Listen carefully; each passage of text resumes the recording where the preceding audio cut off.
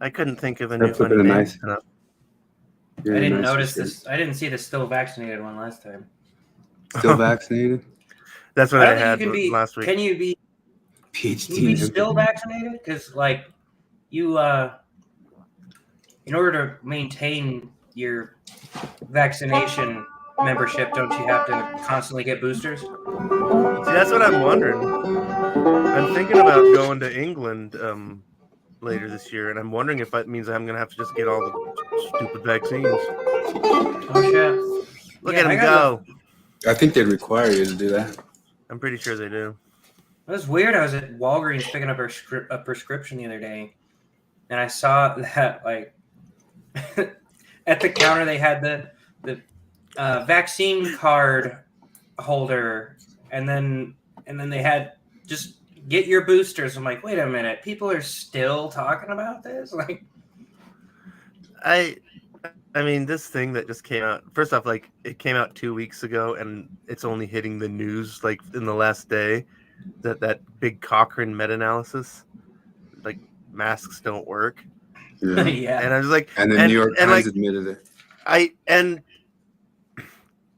I know I'm never going to get my apology because like my boss yelled at me so many times, and I was like, this is bullshit. I don't have to do it. It's unconstitutional. It doesn't fucking work. And still, I wore the dumb thing. But if it dropped below my nose, he yelled at me. It's just like, my favorite was I'm never going to get my apology. See, I would specifically put on a neck gaiter because even from the very beginning, most people would admit that the neck gaiter doesn't do shit. I wore a bandana. I wore a bandana around the neck, and I just like slip it up. And I think anybody in the right mind just had to look at that and be like, "That's some bullshit." And yeah, no, wearing a mask all day is like putting on gloves all day. Yeah, it's exactly that stupid. Like, unless you're changing it every time you touch anything and change your face, and like you have to be using, like, if you go to the bathroom, everything, like new mask. But no, people are like mask all day, and then like, I mean, you sneeze into the thing. I know you're gonna touch your face with the gloves. You're gonna like the mask is even worse because you like no fluid comes out of your hands, but like you're gonna sneeze on this thing, and then your sneeze is just in your face. Because what are you supposed to do? Move your mask when you sneeze and then just ruin it? Like it used to be. I mean, now they just wear the mask all the time, but it used to be, as I remember, Jonathan knows better. But like, as I like visiting people in the hospital, like they come in, wash their hands, new glove, mask, wash their hands, new gloves, whatever. Patient, gloves off, mask off, next patient, repeat. Like you're. Yeah. But it's funny because we had to wear masks, and we deal with a lot of like radioactive contamination. So most of my job is like taking gloves off for certain kids. Like you got to make sure you're handling dirty with a different hand surface than you're handling clean. If you handle clean and then go to dirty, version of kosher. It's like a kosher kitchen, but for radioactivity.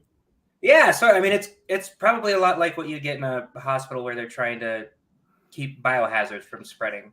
You know?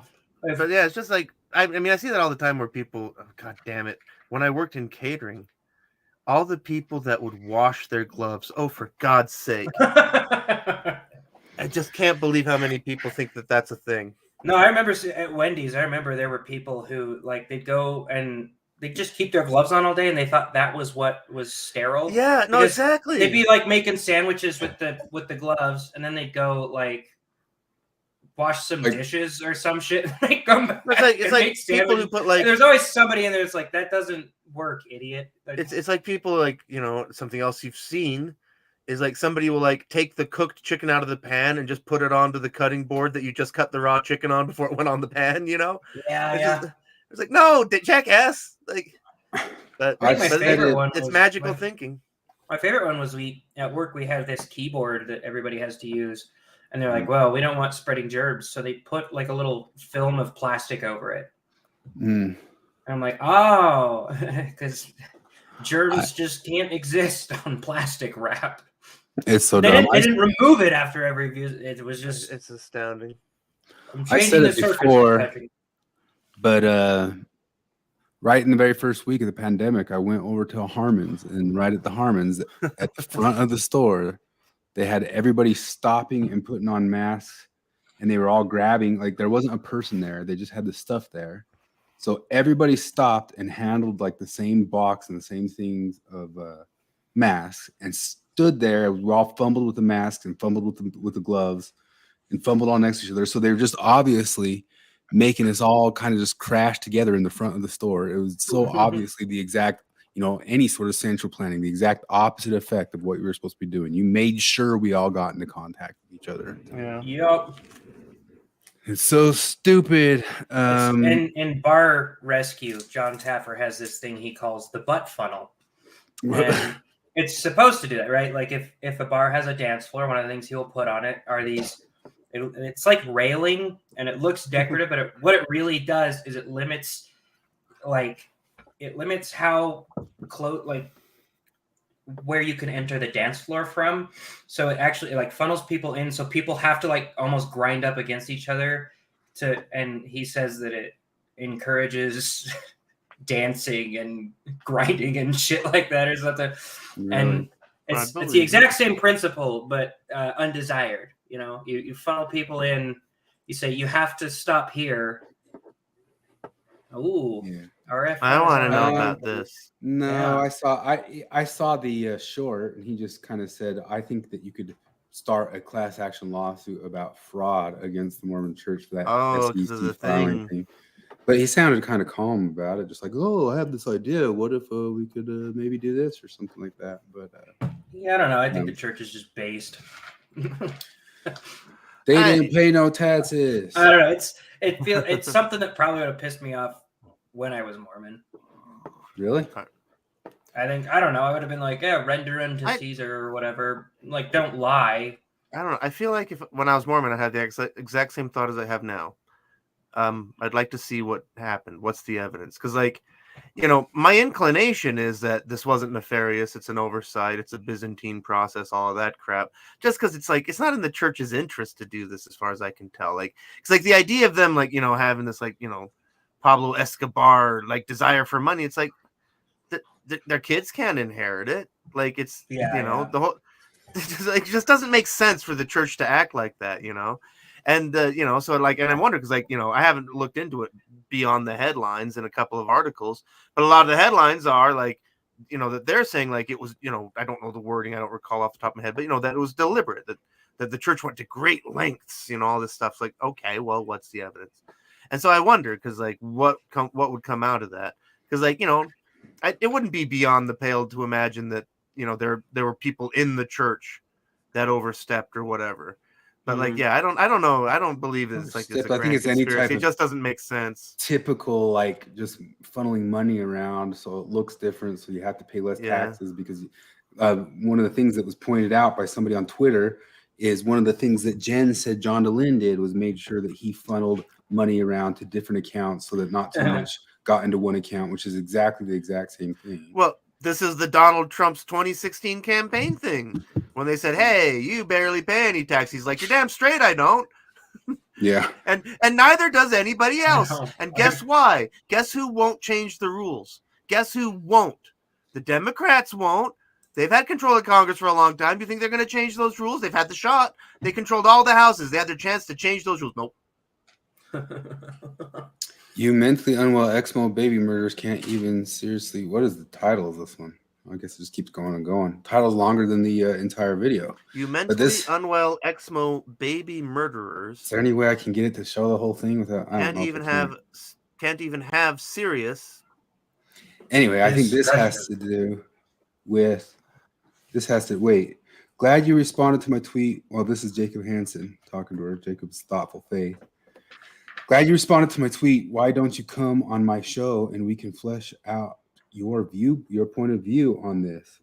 I hate this so much that in order to get the full context of this is why I hate TikTok as a format, because in order to get the full context of them, you often have to pause it and read the bullshit on the screen so that you don't get the interference of their voice. And it's designed to do that. It's designed so you have to watch it 4 or 5 times in a row to get everything. Because it'll have have a computer voice saying some stupid shit while she's saying some stupid shit while some text flashes up there. Yeah, so this is some response that he gave to her responding probably to this. I guess he tweeted it. I don't see his thing on Twitter. I had some goofballs on Twitter this week. I commented on a Mormon thing and they came onto my thing and they snooped through my stuff and they said, "You follow too many Desnat people. It's bad for optics."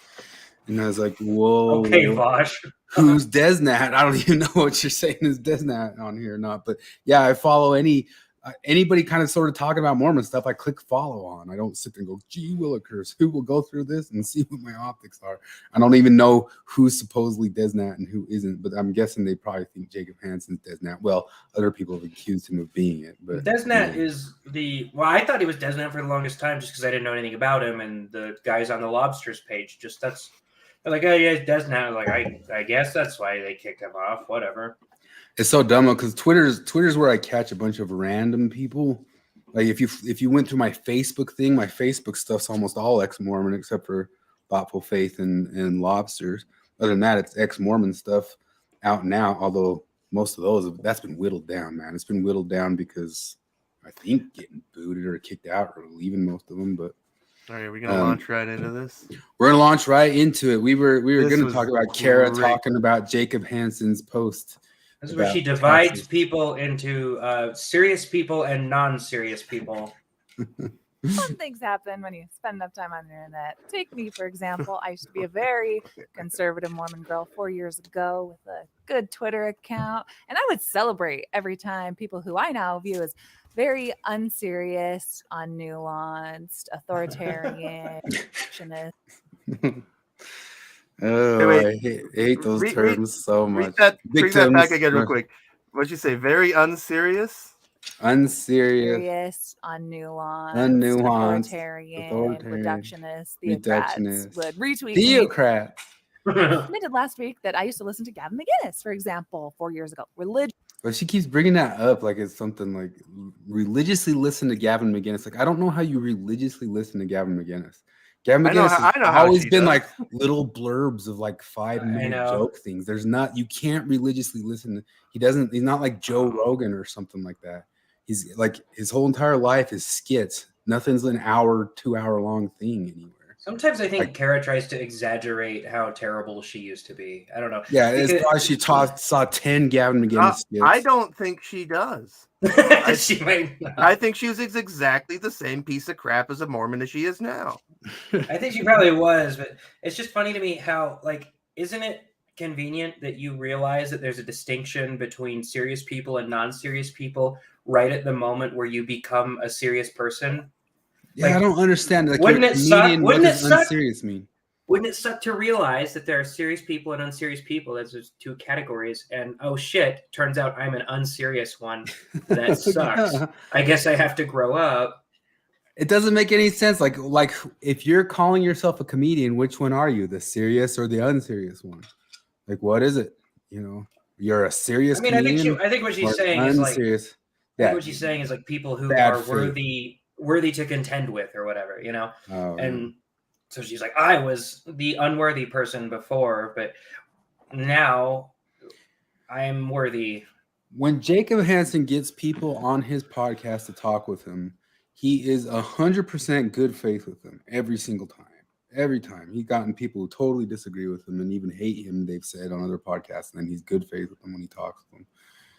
Religiously, and somebody asked, Carrie, you should do a whole video on how you got out of that mindset, and I'd be like, it'd be a very short video because I grew short video. It's a whole freaking career here. Like, what are you talking about? We're watching it. People keep telling me I should talk about how I was no longer conservative. What do you mean they keep saying? You always talk about it. You bring it up and then you talk about it for like 45 minutes.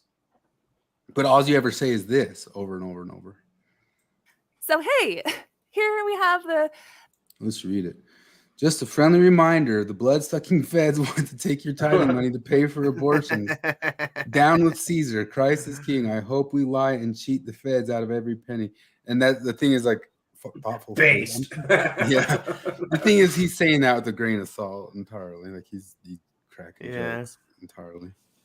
The tweeter of this, something that maybe I would have believed 4 years ago, that taxation is theft. What is this? Is this like an outrageous thing? I was watching Under the Banner of Heaven, and the way in that show they so frequently, obviously, try to make it look like being doubtful and not wanting to pay taxes and not liking government is something to be suspicious about, of you becoming a murderous, fringy person. Like the propaganda of that stuff has gotten so thick over the years, I can't even believe it. Skepticism, like, I mean, because I was thinking about this earlier, because, like, you know, in principle, you know, the whole taxation is theft thing. In principle, I'm fine with taxation, right? The idea that, like, okay, we all pitch in and we get things like roads and running water and traffic lights and militaries and stuff. It's like, okay. But, like, obviously the problem is, like, well, what about all the shit we don't want? What about the shit that we don't agree with? You know, what about all the, you know, what about all the waste? What about all the stuff? Like, well, okay, there's obviously a point to be had there. It's that simple. So, like, anybody sees it as black and white wouldn't be very nuanced, would they? Yeah. Oh, yeah. But even beyond that, like, there's stuff in all those shows that it's also in that book about Ezra Taft Benson written by that Harris dude. He keeps like squeezing in and makes it sound nefarious that if they were skeptical of big government, that was also calling people commies. He goes, he would call somebody commies, and then he'd also say, I don't like big government. Like, there's if you listen to Jordan everybody Peterson, doesn't like big government, you know. Well, yeah, that's the other thing. I know. I like find one person who's like, you know what? I like it when they control me. Well, even the commies will say this big government sucks. We need more and a bigger, better one, but not this one. One of the most just like amazingly Orwellian, like civilizational level shifts that happen in American politics just in the last, 3 years? It used to be the left was skeptical of big pharma. Yeah. Remember that? You guys remember that? And they were always talking about the connection between all these vaccines and government money, and that if you make it so everybody has to get one, isn't that? And look who's voting for it, and they put all the lines together. And I was the guy going like, guys, come on, think about this for a second. Like, no, you know, polio vaccine isn't, you know, all this shit. Like, just think about Skeptics Guide. Didn't you go down a rabbit hole about that vaccine this week? Who knows? What did you? But like, and now like it's just amazingly flipped, where it's the Republicans saying like, don't you think it's weird that, you know, Pfizer spends all of this money on advertising or funding CNN and MSNBC and all this shit, you know, and they're donating to all of these political literally like, everything. Like literally everything. Like, and it's like, really, you don't think? And like, yeah, and they're like, you hate the government. You're January 6th, January 6th insurrection. You might murder a young woman. You're probably the type of dangerous man who murders young women, like in Under the Banner of Heaven. There's a prescription for this here, and Kara's about to explain it to you, and it's science. Science. Down with Caesar, Christ is king, our church is going to do what it's got to do. I would burn up all of my tithing money and let the church put it in an incinerator, and I'd be back just to pay it, because that's what God wants me to do. So welcome, Jacob Hansen, to my show. I didn't know that you had a show. I'm not saying that disrespectfully. I've been looking at more of your tweets, and I'm going to say to you what I wish somebody would have said to me 4 years ago when I was tweeting bullshit on the internet, is that you're not a serious person. Thoughtful faith. That's what you wish somebody said that to you? You're not a serious person, Garrett. You're not a serious person. You're not a serious person. We're stopping you right now, and we're talking to you about your weird religious ideas. You're not a serious person. You're not a serious person. You are not. I try to bring a nuance and a hodum to everything that I do. We haven't seen it. We'd love to see it. Maybe they're coming after the jokes. Maybe it's a double joke. You know, maybe it's a double joke, because she says I try to bring a nuance and a hodum, right? Maybe it's the same for both, because she doesn't really do. I'll give her some stuff, hodum. Right? Like the biggest host stuff she does is wear a tank top or whatever, and she makes jokes about that. And maybe that's part of the joke, is that, like, yeah, I call myself ho, but I'm just a mom, whatever. And I'm just a normal monogamous mom. Name. Maybe the same goes for nuance. She calls herself nuance, and it's like, I call myself nuance, but I'm just a zealot who believes everything I read. I think she has we have a Derridian problem with the word nuance there that I don't think she knows what nuance, like whatever she means by nuance isn't what the rest of us are understanding by nuance. It's a dead word. Empathy. It's the same thing as empathy. It's her misunderstanding of that word. She thinks nuance just means right, smart, and correct, or something. No, like I got into that today in that ex-Mormon group about empathy. I was told I was unempathetic because I got in this back and forth with this woman who was trying to say that, like, it was in that one thing where the guy ended up telling us, well, I'm woke because I'm gay and Republicans want me and all gay and trans people dead. Right? That was his exact quote. I'm not even exaggerating. And I was like, no, they don't. I know. Yeah. And then I went back and forth with these people and I was like, can you give me some example of people who want, as you say, gay people eradicated?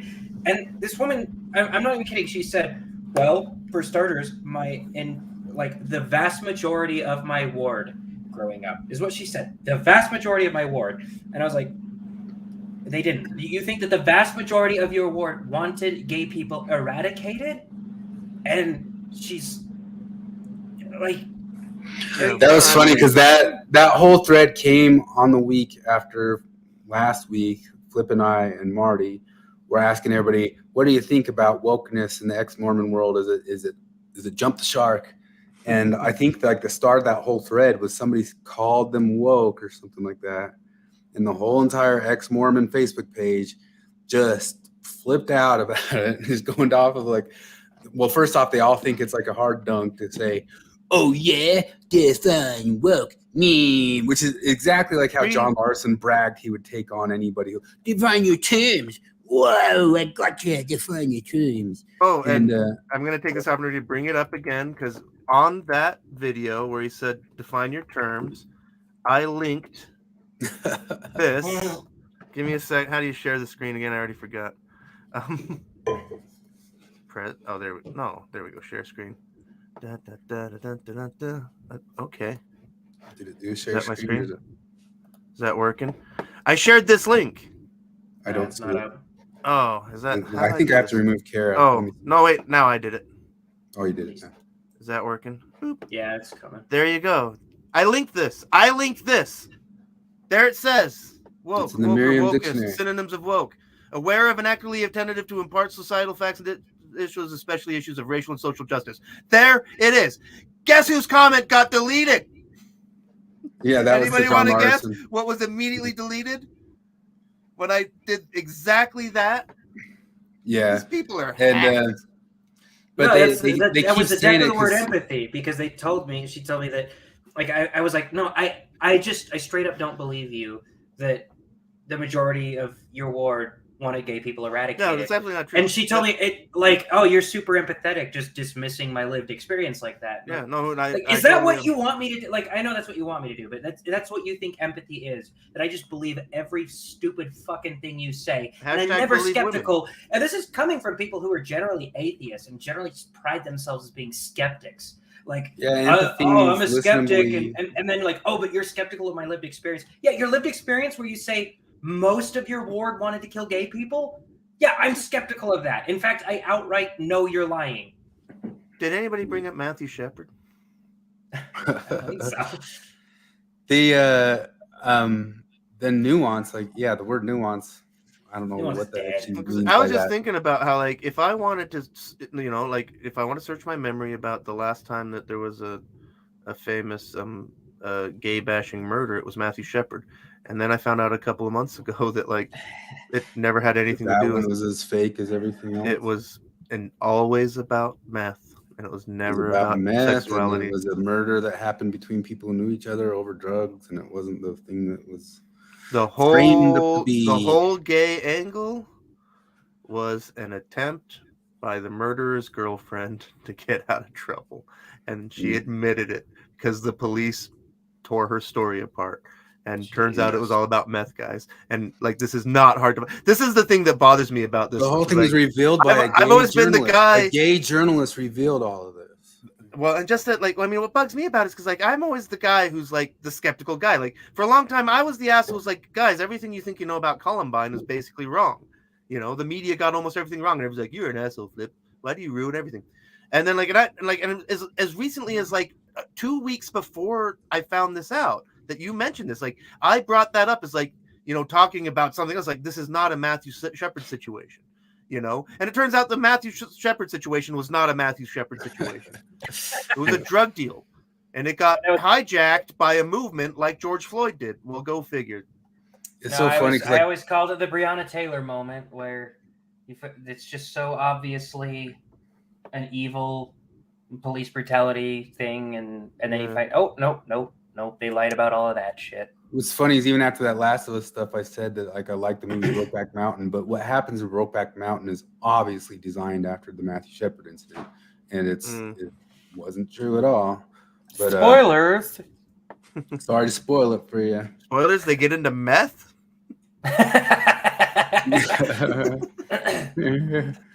When angles like these are used, what is the use of public discourse? I don't even know anymore. I mean, I guess to maybe expose it all, but so nuance. When she says nuance, she means she's on the right team. That's what nuance means. Nuance means right team. It does not mean nuance at all, because nuance would mean you would stop and think about what this guy's actually getting at, or what he means, or what he's on to, or you'd go on his channel to discuss with him that all would be nuance, as people who are non-idiots immediately recognize. Kara. Me trying to live up to my name. You said people who want to make the church more democratic show that they trust more popular opinion than in prophetic guidance. Frankly, I trust apostles way more than I trust whatever group happens to be in the popular majority. We are kingdom for a reason. When I see Mormons admit proudly, like the response I did last week to this woman who's like, I don't care what the world has to say about Joseph Smith, good or bad, because I have a testimony that is so deeply rooted that nothing will ever shake. You're not a serious person if you don't let science and understanding of your own biases. There it is. But see, there's a prescription. Science. And then I turned to the book of science. They refer to science as if it's this like living, breathing, dear heavenly science. It's God, Dear heavenly science, what should I do today? You haven't listened to science lately, have you? Was George Floyd murdered by systemic racism? Well, I remember when Pelosi prayed about thank you, George Floyd, but that just reminded me of that. But dear science, thank you for George Floyd. Thank you for everything you've given unto us. Actually come into play for the decisions that you make. Mormons, you can supersede your critical thinking pathways for whatever the Council of 15 White Men have to say in Salt Lake City.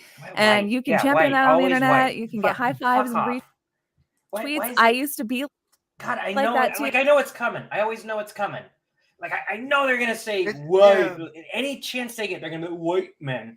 Like I get it. I get it. But every time, like I get to the point where like, no, fuck you. Just no. And the best part is that one day there's gonna be one that isn't white.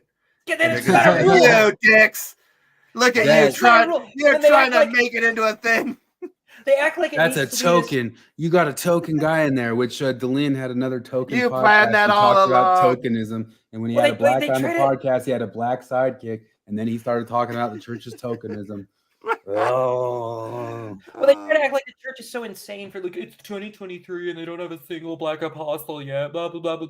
I'm like, okay, do you understand how the hierarchy of the church works? You should, because you were a member of the church and you were super obsessed with it, as you say. You were super Mormon, as you say. But like the church, these guys are in their like 60s to 90s, right? Who's the youngest Mormon apostle? I'm gonna Google it. Youngest Mormon apostles. And they've been working their way up that hierarchy. I don't know. Who was born after Jim Crow?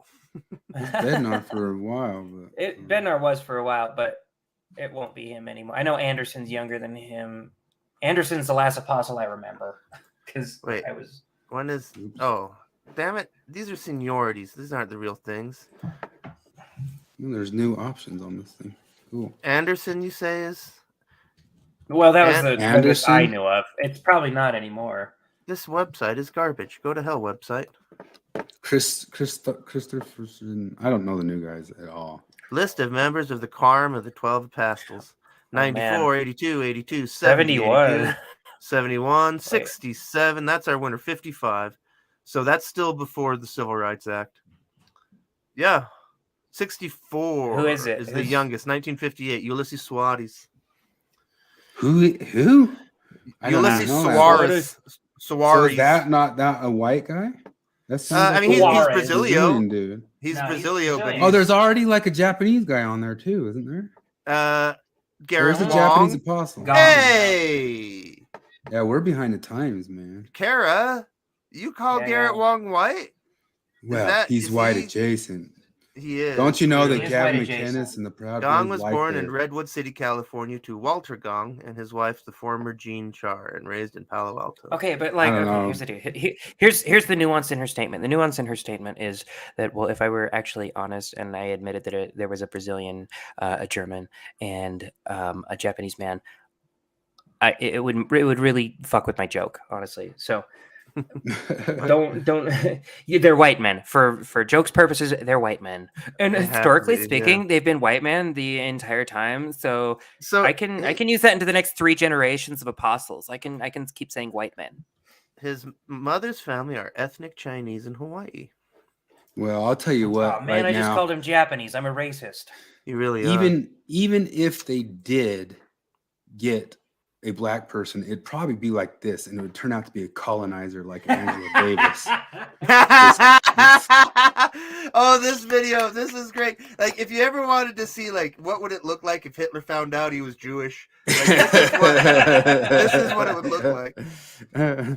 Yeah, Angela Davis found out that her parents came over, or great grandparents came over on the Mayflower. So she's more of a if reparations have to happen, she's got to pay them to herself.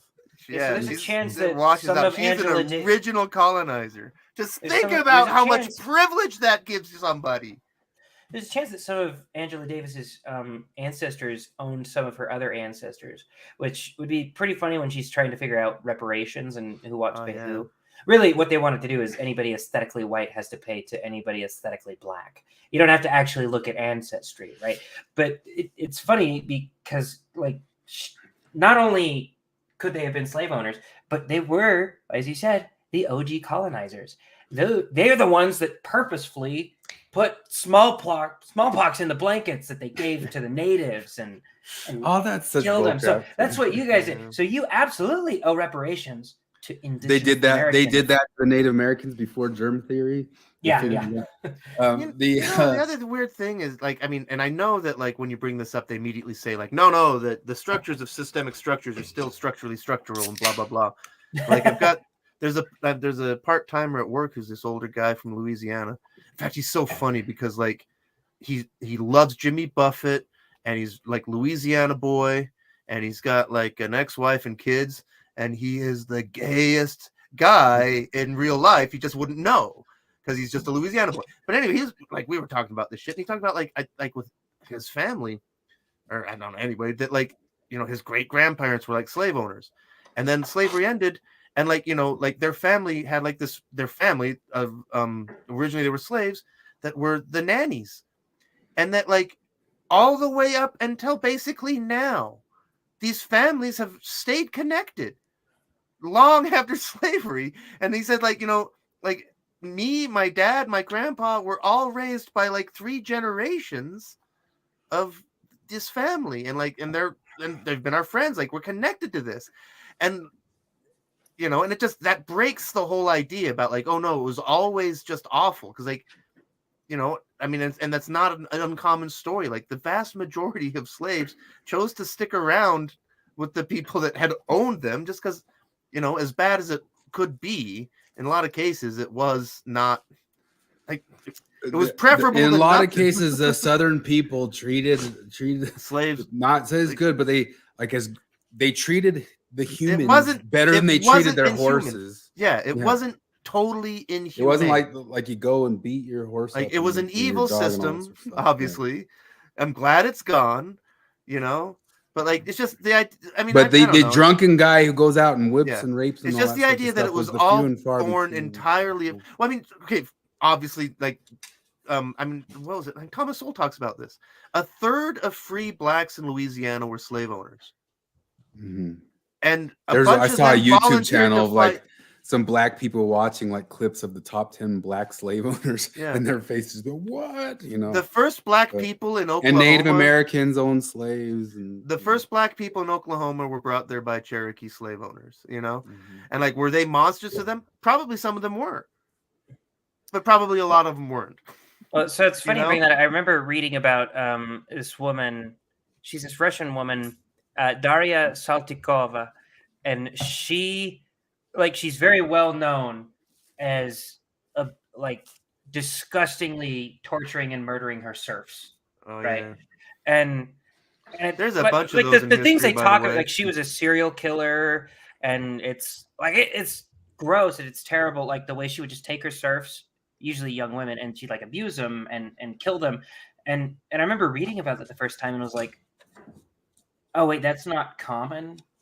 You know, like I think I was a teenager when I first read about that, because I just assumed that, I don't know, I was that it was all cartoons, stupid and believed like that was villain just stuff. No, it's like I was taught that was just how slave owners were. Yeah, no, exactly. Yeah. Like you get the idea originally that it was all just total brutality all of the time. Like, no, it was a really shitty job.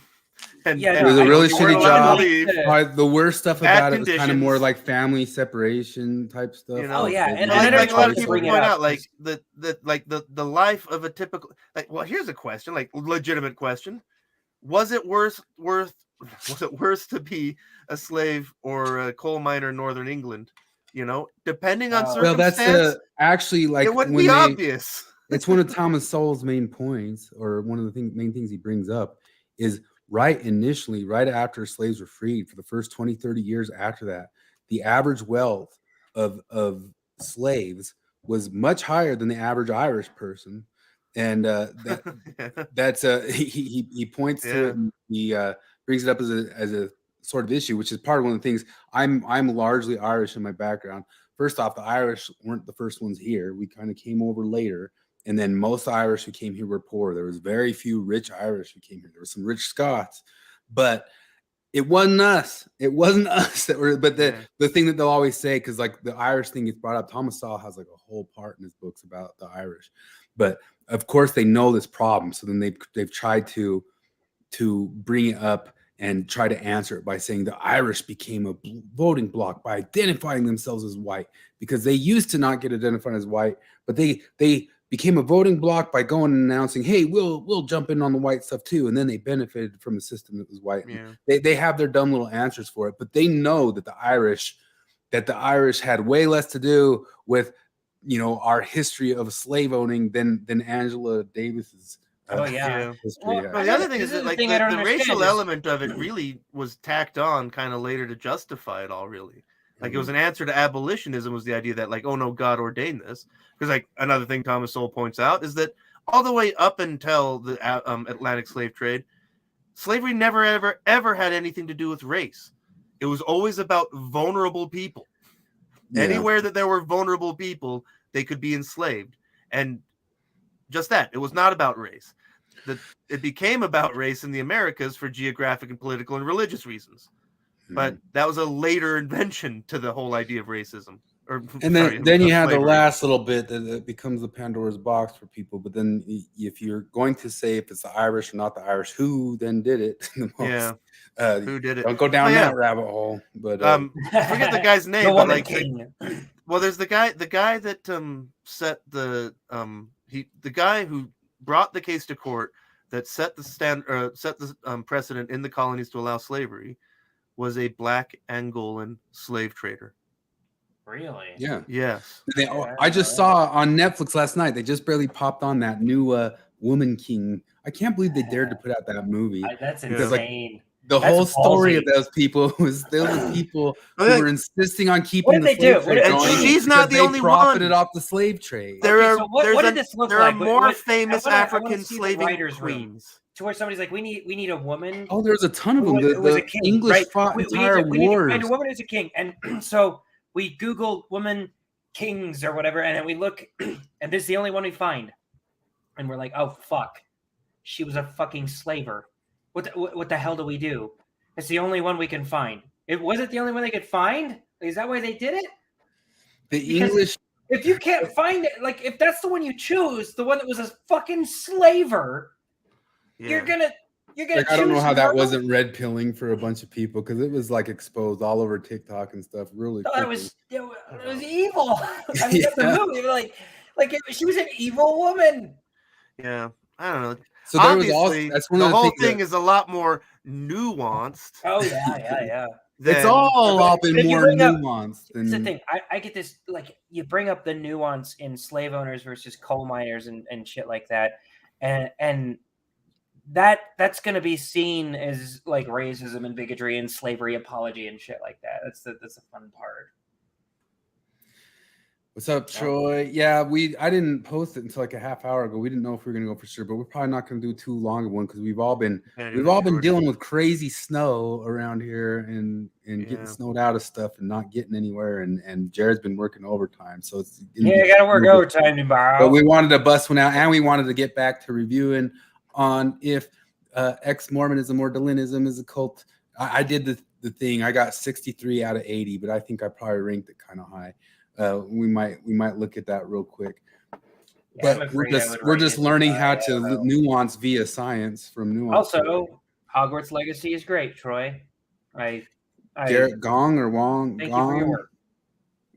Garrett Wong has an openly gay exmo son. His son wrote a blog spot about it a few years ago. I read that whole blog. He had this long thing about how he insisted, like he wanted to go to dinner with his gay partner with Garrett Wong, and then they asked him to keep it down or keep it quiet or something like that. And he said, "No, I'm not keeping it quiet. I'm telling everybody about it." And he went on worldwide privacy tour. But come here. The way those little commands pop out, like I could listen to that again and again and again. Worldwide privacy tour.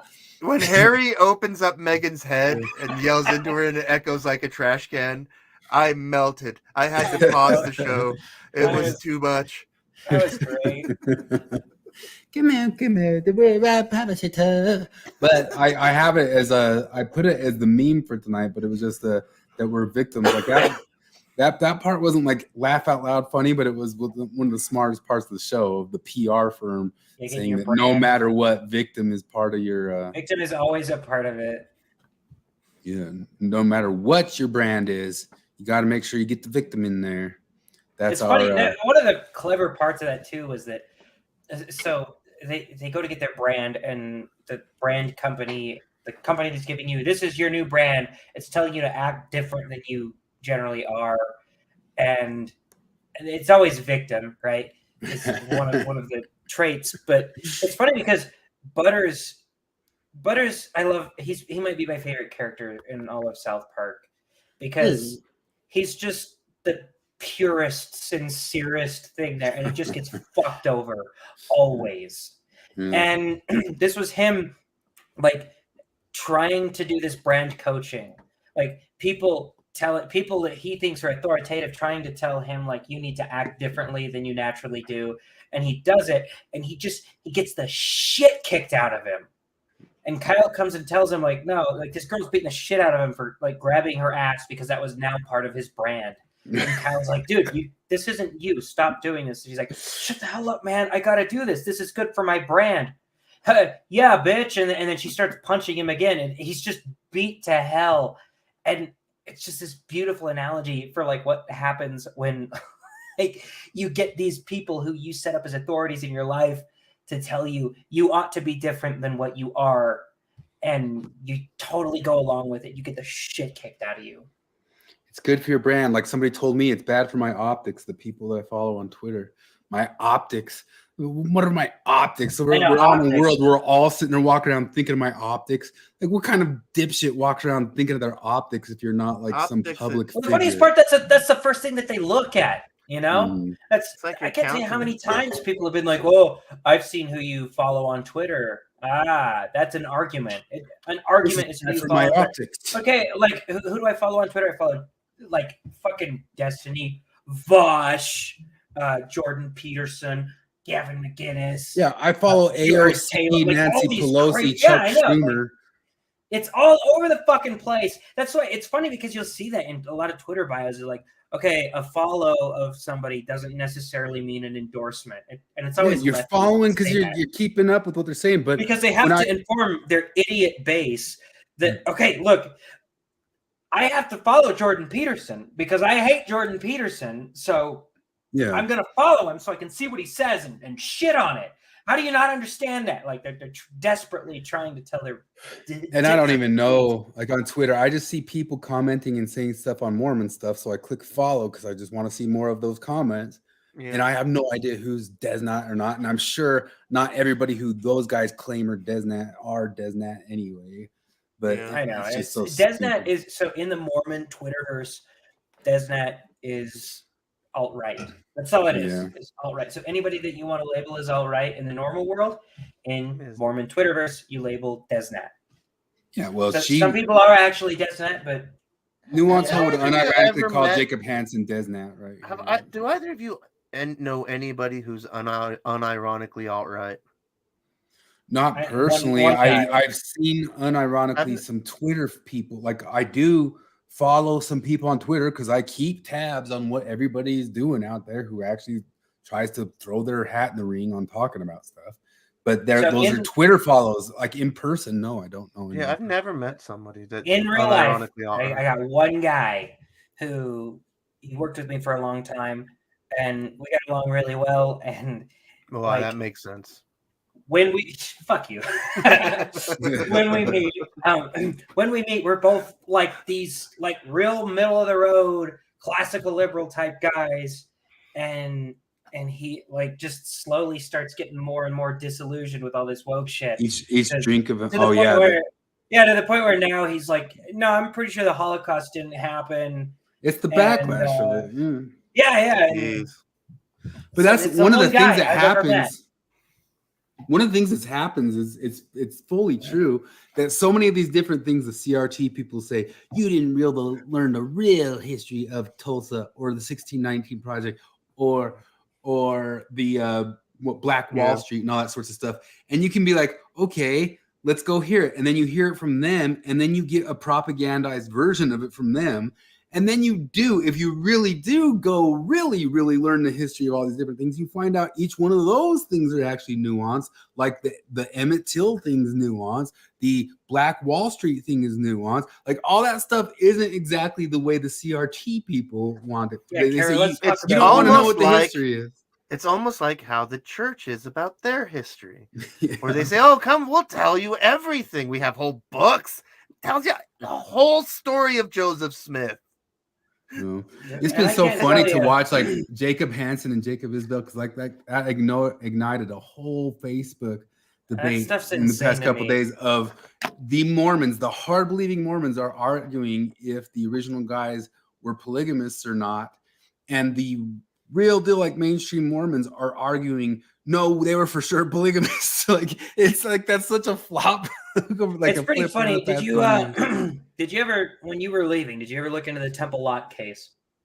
I already knew about it. I feel like it was like I'm rusty on it, so I might get this wrong a little bit, but it was like a land dispute basically, and they were trying to figure out who owned this land, if it was the Brighamite Mormons or if it was the RLDS. And so it's funny because they had to actually in this legal court decide who owns it. So, and the Brighamite was obviously polygamous and the RLDS were not. And so you get all of these Brighamite Mormons arguing that, no, Joseph Smith was definitely a polygamist, even though he swore up and down that he wasn't. We swear he was. Here's like 20 different women who said they were his polygamous wives. And then you get Joseph Smith III over there like, no, my dad wasn't polygamous. He said he wasn't, blah, blah, blah. So it feels like that because we're getting a resurgence of that. There's a lot of more fundamentalist Mormons. There's a lot of walking away from Mormonism to become more Mormon. They walk away. Yeah, the Jacob Isbell guy and all that stuff. Because they say that they're saying that Brigham Young framed all of Joseph Smith's polygamy. Like it wasn't true at all. And then you have the hard Mormons, the mainstream Mormons go, no, Joseph Smith was a polygamist. He had 30 wives, and he's my prophet. That's such a flip over what stuff was 20 years ago. It just blows my mind away. But really pleased by Hogleg's reception. I was up in SLC for the launch weekend at a couple parties with some members of the dev team. They were blown away by the sales, hit 10 million during the Super Bowl. That's so awesome. Honestly, dude, so I would have bought this game eventually, right? I'm one of those guys that I would have bought it. Who knew there were so many transphobes? Who knew? I know. I would have bought it when it was a little bit cheaper, probably. I might have saw some of the gameplay and decided, you know what? No, I'm going to go get it now. But I don't know. I watched some video on it of this like trans woman just screeching about how if you think you're an ally and you buy this game, you're not. You're contributing to harm, and they're blaming it on. They're blaming the murder of that trans girl in the UK on Hogwarts Legacy, all this shit, and I saw a lot of those videos, and I was like, no, fuck you. I went home that night. It was the night it was supposed to come out for early pre-release, and I was like, no, fuck you guys. I bought the $10 extra deluxe edition and downloaded it 3-4 nights early, whatever it was. And so I think a lot of the sales of it, I think it would have sold very, very well anyway, but like it is unbelievably record breaking, and it's because that boycott just so it's record breaking, and it's keeping up. With games that are on way more consoles. Yeah, well, and if they didn't do this, then guys like me, that listen to the shit that I'm gonna go get it. They would have been complaining about how it's woke. They would have been complaining that like every fourth character I run into is gay. There's you got the trans wizard, and that doesn't make a whole lot of sense. And yet you got like maybe 1 in every 3 character is white or whatever. They would have been complaining about that. But then now you got the woke dudes that are coming and saying, no, this game is fucking evil. Yeah, the game that like one of the most sympathetic characters is this transgender woman. The game that, and they try to call it anti-Semitic. My God, I can't get over how anti-Semitic this game isn't. Like, yeah, no, they're like, oh yeah, they got all these hook-nosed, money-grubbing goblins in there, and it's anti-Semitic. Jon Stewart. I'm just like, there's bigotry in the game, right? In the same way that there's bigotry in Remember the Titans. My character just got done explaining to one of the other characters, no, not all goblins are bad. You don't understand this. You're this weird race purist. Not all goblins are bad, which not all blah we've learned is a bad thing to say. But like it's saying that Hogwarts Legacy is anti-Semitic is the same as saying that Remember the Titans is anti-black. Yeah, I'm excited to check it out. I finally got some free time. I've been slammed, but it's coming up on free times for me. So I'm gonna go get it and check it out and use it as an excuse to get a PS5, which I also needed to get Elden Ring. And those will be the 2 games that I get for the PS5. What are those going for now? Are they still? I think there's 500, I think. But if I don't have enough time, Flip, you can come take it off my hands and play it, because I don't have a ton of time. I just have weekends. I've seen that Xboxes are a lot cheaper now. You can come grab it and play it off of me. I don't do Xbox. I can't. No, that's a PS5. No, but it's PS5. He was saying, didn't he just say Xboxes are cheaper now? Yeah, I don't think it's on Xbox. Isn't it? It's got to be on Xbox. I thought it's a PS5 only release. Is it really? I think, which is one of the reasons why it's mind-blowing that it's blown out records. I mean, it might move to other things in the future, but I think it's PS5 only right now. Maybe I'm wrong. No, I'm pretty sure it's on Xbox. Yeah, it's on Xbox. Okay. Let's hear some more nuance. Let's get nuanced. Like, people just, it's not intellectual. People don't take you seriously when you are completely unthoughtful and unnuanced and like this. Just you can't be nuanced when you're unnuanced. Duh. Talking about it's intellectual to be nuanced, and it's nuanced to be intellectual. And if you're being intellectual, you'll be nuanced, and then you'll Chelsea get the Handler right answers. talking about abortion. This is better than all of that times 1,000. Which of these does she think is worth giving up for some meaningless sex and time playing tourist? Owning some famous female comedian, because you're making her contemplate which one of your kids she would want you to get rid of because she makes different life choices. Do you actually think that's what he's saying? Does he think like would you kill one of my kids in order to maintain your lifestyle? Like, no, that he's saying like, she's obviously being obtuse there. Yeah. Owned. Fun fact about me is 4 years ago on Twitter, I was saying this kind of shit. And one day I said something really stupid about feminists and Mormon progmos or something. And that was yesterday. They responded. She doesn't even said something. Pull it up. She show it to us. You won't. Extremely intelligent and actually thoughtful. And I said, oh shit, if I listen to that, I will lose my faith. And I blocked them. I blocked the people who are literally now my best friends. Literally. What's Self's answer right there? Getting back on Twitter a bit means becoming reacquainted with the fact that people are still really going to bat for a pedophile in the 1800s because their psychological well-being, it's a non sequitur. Literally now my best friends. And it's people like you who can't take their arguments serious. So anyone who claims Joseph Smith, they're talking about Joseph Smith. Anyone who claims Joseph Smith was a pedophile is either ignorant to the history or acting in bad faith. And anyone who dedicates their entire online persona to attacking Mormons is mentally unwell. Who have to call them mentally unwell. I'm mentally unwell then. Why would you invite me on your show if you think that I'm mentally unwell? So it just shows you're not serious. What kind of thing to say is that? I know. You could come on this show, Kara. Jesus. Really? Only mentally well people can go on shows? Since when? What a weird thing to say. I don't think you're mentally unwell. I just think you're kind of dumb.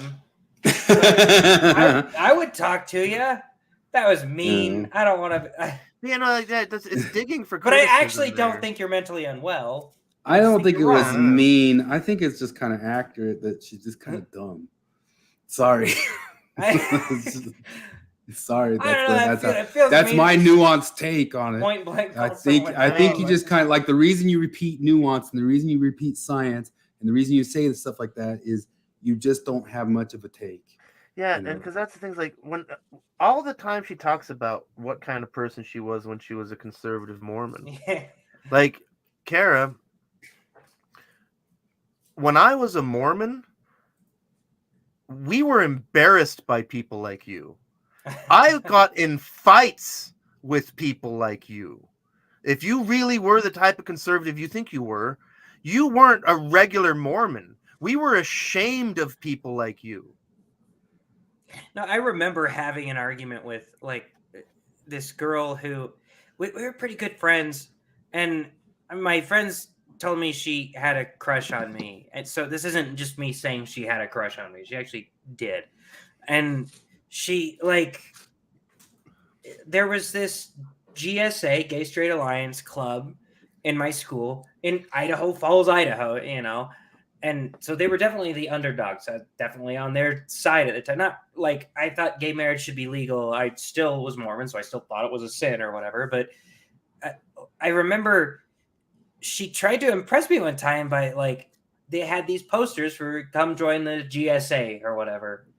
And she tore them all down and replaced it. She's like bragging to me, but I tore all those GSA signs down and I replaced them with I don't like the GSA, blah, blah, blah. Like the GSA is stupid. I don't know. It was really not very well done, shitty thing. And I was like, why did you do that? Well, because because gay is a sin. I was like, yeah, but I think just leave them alone. Yeah. And I don't know. That feels like nuance to me. And I don't feel like you became a different person, Kara, is what I'm saying. I feel like you just switched lanes. You just switched lanes. Yeah, no, you were the same exact person as you were. It was like you tore down all the GSA signs, and now you're tearing down all the crucifixes or whatever. And this is one of the ways that I can surmise this is the case, which is that because I was excommunicated 21 years ago, like half my life now, and I have barely shifted politically from when I was 16 until now. I have not moved very far at all. If leaving Mormonism changes your politics, you had things all fucked up for sure. Like I stopped being Mormon because I stopped believing in it. It had no impact on my politics. Yeah, none of these tweets show any kind of thoughtfulness or intellectual courage, so it's going to be a no. She ends that like these stuff. She says that those act what thoughtfulness and intellectual courage. Okay, like that was like 3 minutes of just a weird tirade, being totally obtuse, saying strange things. Like, why do you want me on my show if you think I'm mentally unwell? Well, man, I do kind of wish it's important to understand people. Like, come on. It would be good watches to see her. It'd be good watches to see her go on Jacob Hansen's show. I'd watch the hell out of that. Oh my God, that'd be awesome. Please do, Kara. I take back everything I said. I can totally see Kara gaining weight to the sizes of hundreds of pounds that her job not dependent on. Who is this guy? Let's see here. I don't know, but like, I just no fat shaming here. Or hypothetical fat shaming. We don't do that. We're all about being really fucking nice. That's very serious and unthoughtful. Like, I just like. I mean, I don't know, because I don't want to harp on about Kara not being all that bright, but we're just gonna do it. Because God damn it, because that's the other thing is when I was 16, I knew more about politics. I knew more about the world. I knew more about history. I knew more about economics. I knew more about everything that Kara thinks that her science and empathy thinks she's an expert on now. And it's just like, and it's embarrassing. It's like, I don't know. Like, people have always told me I'm a smart person. And for me, one sign of a smart person is that you don't put a huge amount of value in intelligence. And so, and I'm saying that from this point of view. It's just that, like, Kara, you don't know very much. And that's okay, because most people don't. No, but I'm a guy who knows a lot about the shit that you pretend to know about. And you don't know very much. You need to read. I'll get a little nuance on that. Like, I've watched her on the Lynn show be able to regurgitate or remember some like little facts or details of Mormon history, stuff that we used to kind of keep memorized when you had to have it in your back pocket. She can regurgitate some of the historical things like on a whim, or who knows if she just read it right before that episode or something like that. But other than that, like, here's the thing, any ex-Mormon can do that. I don't know. I've been in those circles so fucking long at this point. I can't anymore because I've kind of purposely forgotten all of them. Like, who cares anymore? Like, I stepped out of it for a long time, but not long enough to forget like who Helen Mar Kimball was and how old she was and how like when they bring up this shit, it's stuff that, because I get it. I get the obsessing over Mormon history once you leave. I know for a fact I've forgotten a lot of stuff that I used to hold in the holster. Does that make sense? Like, I used to keep it all in the holster for if somebody comes at me, I'm going to drop all this shit on them. And when that never really happened, or those moments never came, I started being like, okay, I don't need to keep these things memorized forever. And even at some point, I don't care anymore. I don't know. Like, maybe I think that the whole they can leave the church but they can't leave it alone thing it's just a stupid way to dismiss good arguments against your ideology. But that's one of the reasons I like at the same time, like Jacob Hansen will talk to people who have all those things holstered. He'll talk to anybody. Oh, for sure. But at the same time, you want to be able to leave the church and then eventually leave it alone, not for the church's sake, but for your own sake. For sure. Well, no, but because when you're in the bullshit thing about like, since when is it not okay to talk about a thing that exists on planet Earth and that people talk about? It's a little bit of that. Why are you talking about this thing? It's like, because it's here. No, that's what I'm saying. So I'm saying it's stupid. Like the whole you leave the church but you don't leave it alone. That's stupid, and it's because you're too lazy to come up with an argument against me. Well, there's another level, and instead you do want to say, why are you talking about this thing? But what I'm saying is that, like, probably leave the church and leave it alone eventually, just for your own good. Well, I think just not like because you should shut up about this, but because just like Mormon Story says, half of their viewers are never Mormons because a lot of that stuff is interesting. And well, I mean, I think it's true because like a lot of the details and a lot of the history of the church is really interesting. But one of our bugaboos since the start has been ex-Mormonism has turned into moral grandstanding and not details about histories, you know. And it used to be really interesting to go into all those historical things, although there's a limited amount of those, so you can't do it forever and ever. But you don't ever really see us going into, we're going to take these guys down for going into this historical thing really deep. That's not the stuff we're bringing up. We're bringing up moral finger wagging that's bullshit. We're not going into them talking about historical things. I still go into kicks every now and then. Like every year or two, I'll get a kick to where like a month I spend like obsessed with Mormon history again because it is more intriguing than I think it is genuinely more intriguing than other religious histories. Yeah, it's interesting stuff. I've thought that because like I don't know, you go to years ago I listened to the last podcast on the left a lot, and they did a 5-part series on Mormonism. They didn't do a 5-part series on anything else up to that. Like Scientology had like 2 or 3 parts. And I was like, oh, that's when it hit me. I was like, oh no, this is actually legitimately more interesting.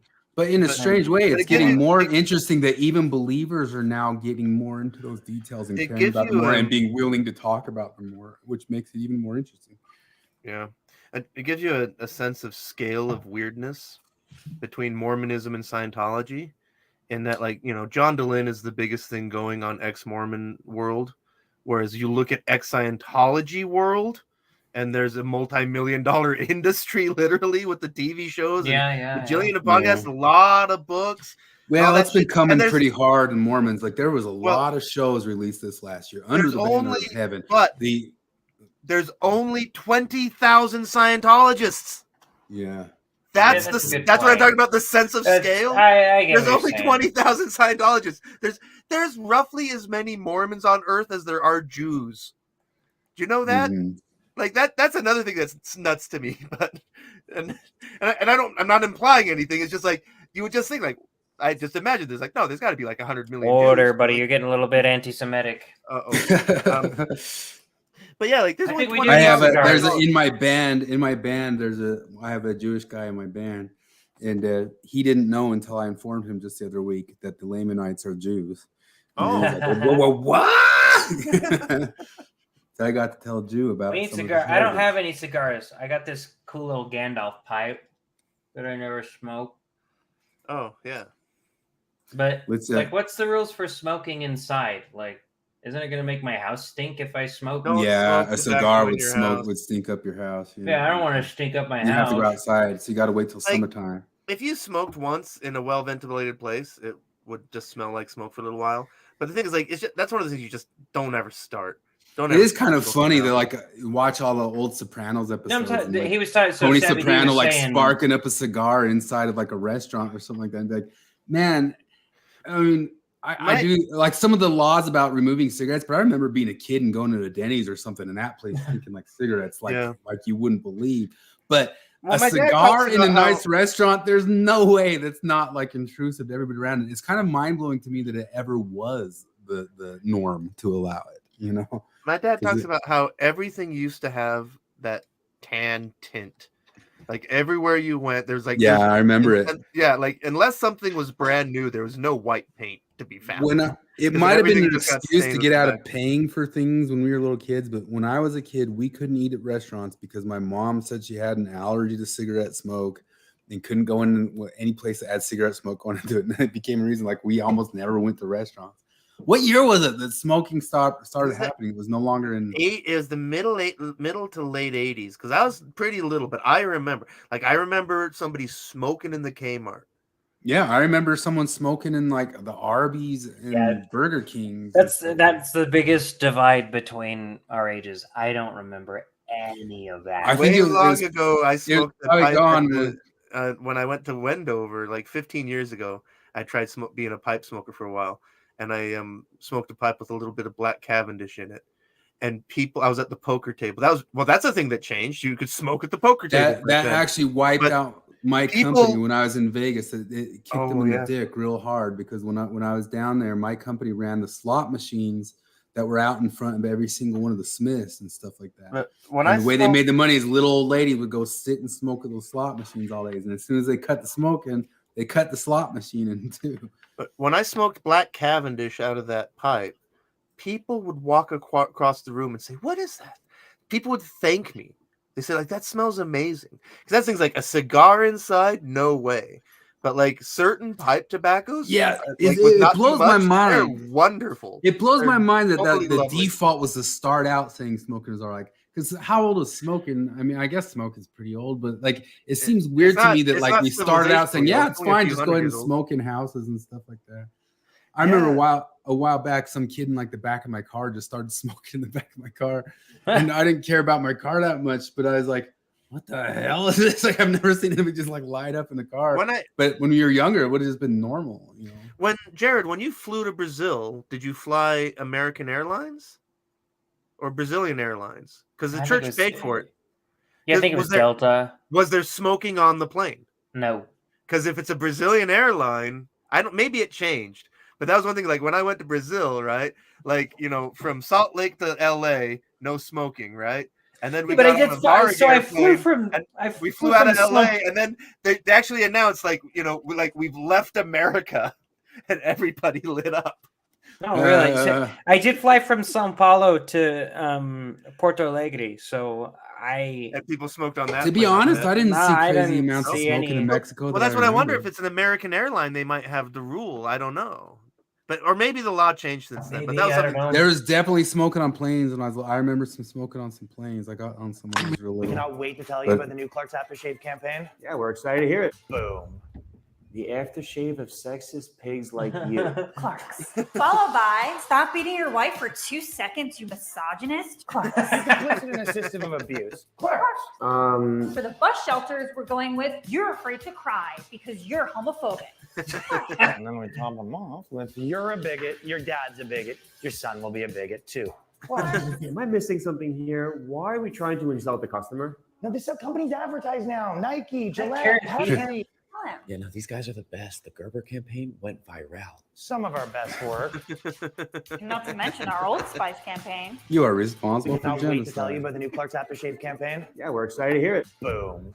Why? Like, how did society get? Like, how did the companies land on those points that was like a good way to go about stuff? Because it's not far off. That looks like Karen Feehan. She had it was one of my favorite moments when sometimes I'll, you know, like everybody else, cringe watch really shitty reality shows, and I cringe watched My Big Fat Fabulous Life, and there was this great part where the fat main character goes up against this comedian. Her name is Karen Feehan, and like the comedian was explaining to her like she's making fat jokes, and Whitney Way Thor jumps up there, fat lady, like, you just think that you can fat shame or whatever. And like, no, I think you probably surround yourself with people who tell you that you're a victim and stuff like that. And look, I'm an alcoholic.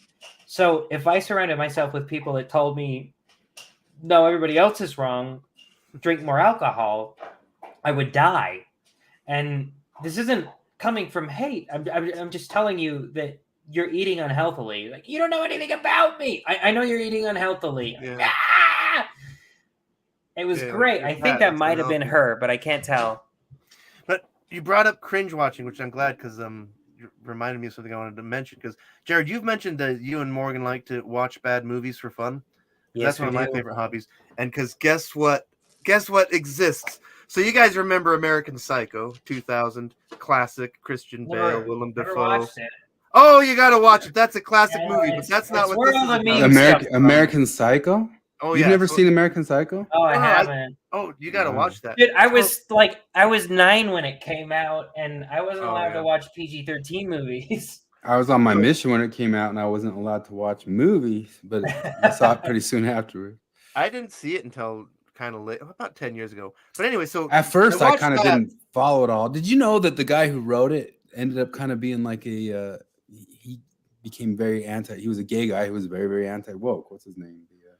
Brett Brett Ellis, Easton something. Yeah, Brett Easton Ellis, and he had a lot Brett of stuff Easton Ellis. talking about, yeah. But what I'm getting at, because like, so I I just like, oh, I want to rewatch American Psycho. It's been a while, and I get on Wikipedia, and I always like to read about the production and all this stuff, and then it turns out that they made a direct-to-video sequel starring Mila Kunis and William Shatner. What?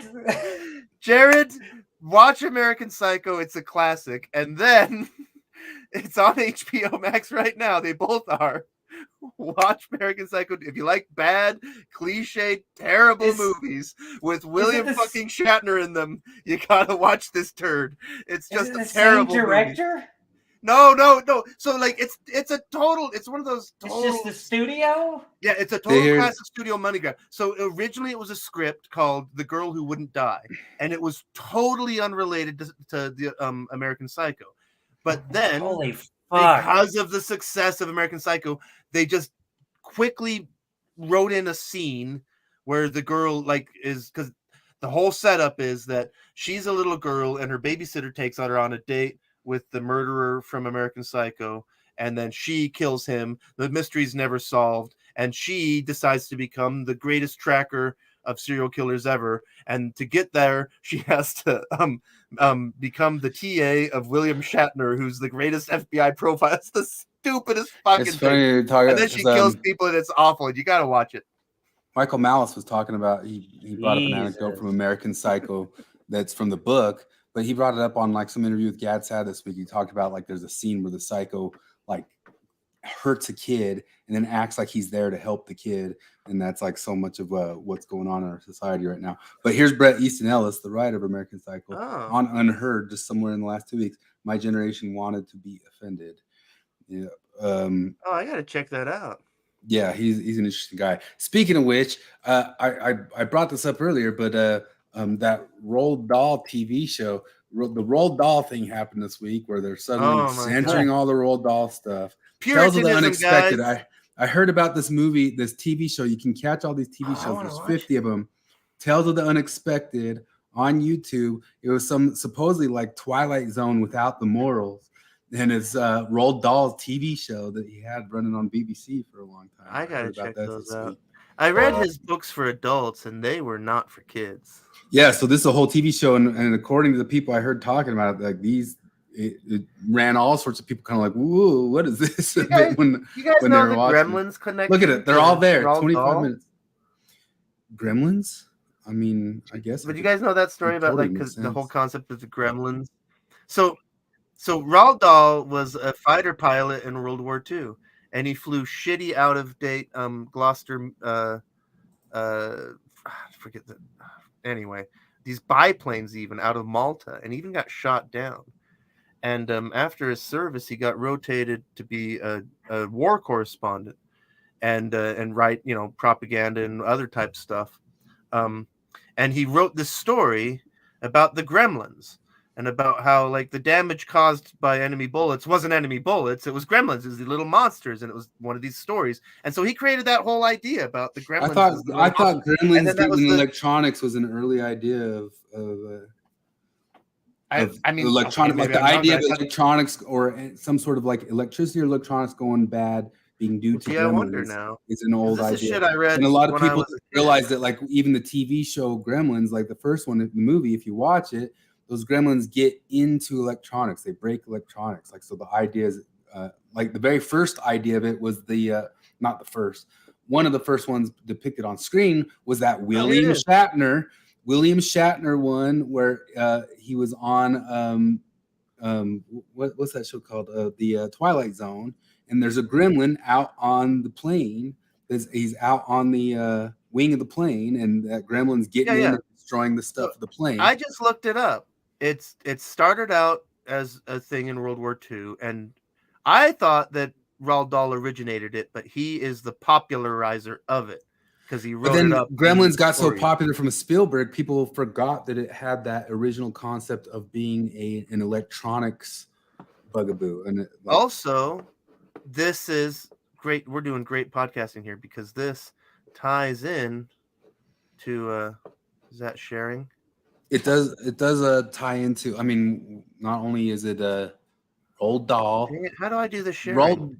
Roald Dahl, William Shatner, they're all tying in together. You did it. There it is. Bill Shatner. Rawr. Yeah, there it is. Is that the Gremlin? Yeah. That's what the Gremlin looked like on that plane. I've seen they made a remake. This is William Shatner. That's his face. This is a man in a gremlin mask. I know that, but I thought the Gremlin was like a tinier Gremlin. Do you remember the Simpsons episode? The Simpsons one was better. Yeah. No, I thought the real Gremlin kind of looked like the Simpsons one. No, it was a little guy. Dude, it was the 50s. It was a little guy in a suit. It was like a child. It was a child in a costume. For some reason, I imagine, because I've seen this, but I remember the real one looking like the Simpsons one, kind of.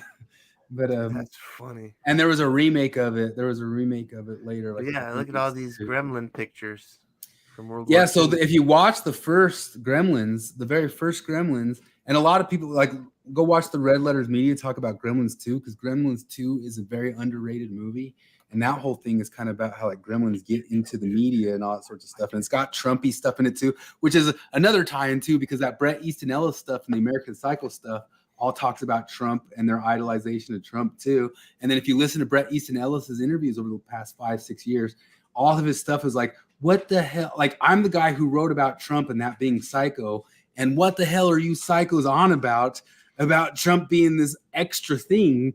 Like, I'm the guy who popularized him being an American psycho and these psychos idolizing him. And I don't have the Trump derangement syndrome that you guys have. What is wrong with all of you? Watch any Bret Easton Ellis's interviews over the past 5-6 years. And then this ties back into terrible movies, because Trumpy is what the little boy in Pod People calls the alien. Yeah. And Pod People is one of the worst bad movies ever. Watch Gremlins 2, because the entire thing of Gremlins 2 is they try to like take over a Trump tower, and this guy plays kind of a Trump type version of this guy who runs this whole media network, and they get into the TV network, which is kind of like a Gremlins taking over a TV network. I'm sure I saw Gremlins rented it on VHS when I was a kid, but I don't. They're both underrated. They're good. They're both good. I know the original is. I remember a lot of that. But watch Red Letter Media cover Gremlins 2. It's I have really underrated. There's only a couple of things that I haven't watched of Red Letter Media because of spoilers and things I've never watched. And there's no Troll 1. Have you seen Leprechaun? That Troll 2 was filmed in Utah. I saw the first Leprechaun because Jennifer Aniston was Aniston pre-nose job. Pre-nose job and all of this. Oh, I didn't know that. Yeah.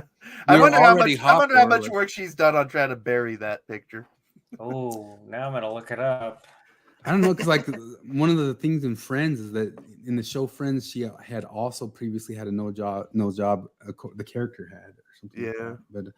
But anyway, that's all round out stuff. We're running up on an hour and a half, and I said we'd keep you to an hour and a half, and we just did all this wrapping up of all these weird esoteric ideas. You can go watch Roald Dahl.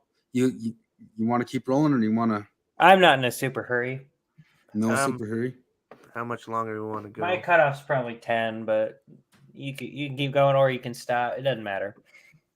What else is there? Did we talk about? We're talking about maybe any more Last of Us if you want, and then the other idea is we were going to run live and Is It Culty for yeah. You want to do it? Should we do an Is It Culty? We can try it. I feel it's not too bad. It's not too bad. I don't know. I was trying to put myself because I was a Delin defender for quite a while after you guys were, so maybe I'll put myself in that mindset. Okay. You were a defender of it, so you're going to try to. I don't know. I'll try to channel that, I guess, a little bit. It's difficult because. So, what type of group is it? That was one of the funny questions last week. Am I MLM?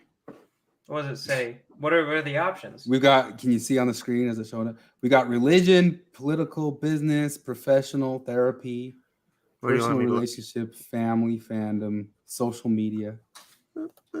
We'll call it therapy. I mean, you could call it like if I were a Delin defender, I'd call it therapy. Right now, I'd call it political. Are you reading my screen or are you reading something else? It's on my screen. Can you see the? We're not seeing the drop-down menu. Oh, I was sharing my screen and I was looking at yours, thinking that it was. I was like, "How the hell are you doing that?" Okay. You don't see the drop-down menu? We don't see the drop-down menu, but you're reading them all, so go for it. I see a drop-down menu. If I drop it now, do you see it? No. I You know. don't see current member, former member, outside member? No. Oh, okay. So membership That's status. ridiculous. Are we a current member? Or former Jonathan, members? come on. We're former Use your members, web- right? That's Former member. Yeah, they StreamYard. go with former member. Level of commitment. Empathetic former members. Not at all. Mildly committed, moderately committed, mostly committed, absolutely committed. I guess not at all, right? Not at all. We are not at all committed to exmo. Never a member. How many years were you involved? 1 to 5 years, 5 to 10 years, 10 to 20 years, 20 to 30 years. 1 to 5. 20 years. Yeah. No, to John DeLynn? Oh. I watched it pretty hard for like 5 years. I put the 5 years is probably about what I did. How was your experience? All negative, mostly negative, equally positive and negative, mostly positive. All positive. Fuck, it's hard to say because I don't know if Visit Culty is going to work for this because like it was all pretty positive for a certain amount of time. Like, and I could go back and all the ones that I said were positive back then, I would say are positive I'm fine with now. Equal, like, yeah, do equal. But so do you I'm see saying this like screen he got now? worse over time. Yeah, I see it. Yeah. So this is why it's easier now. I don't think this was like this before. I think you had to kind of go through it like a thing, but like you can just almost look at the top. Nintendo. You can look at the top and decide like how severe or not it is, and then you're just done. How did he get all these Nintendo style icon guys? Hey, Jonathan, cool. He's a Nintendo-y guy. That's right. Relational control. The group dictates who the members can associate with. Well, it all depends. Like I think moderate to at least.